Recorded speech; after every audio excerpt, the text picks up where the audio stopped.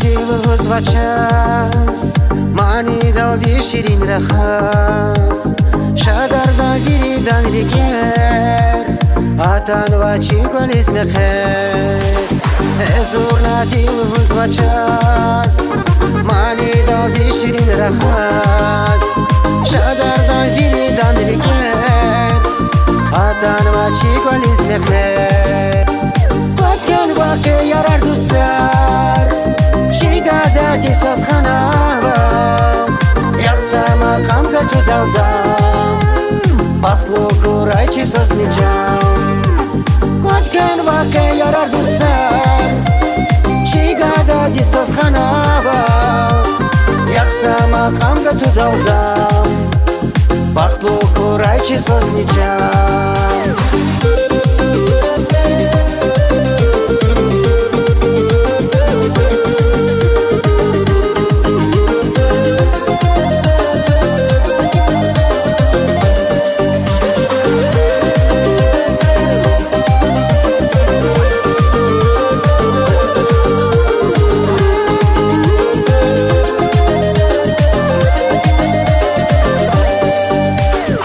اتورای گم بختر گنا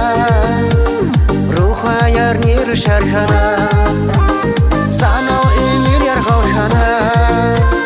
اکی رخنی زبال خنا اتورای گم بختر گنا روح یار نیر شرخنا سانو ایمیر یار خورخنا اکی رخنی زبال خنا کن واقع یارار دوستار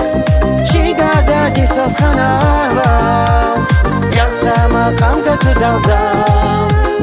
بختلو کورای چی ساز نیجام کن واقع یارار دوستار چی دادی ساز خنابا یخسا مقام گتو دلدم بختلو کورای چی ساز نیجام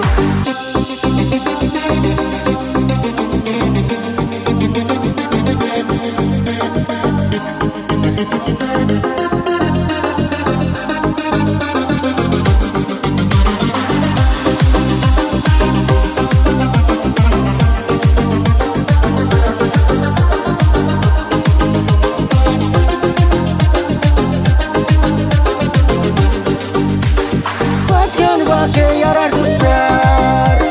چی دادی ساز خنابا یخسا مقام گتو دلدم بختلو کورای چی ساز نیجام کن واقع یارار دوستار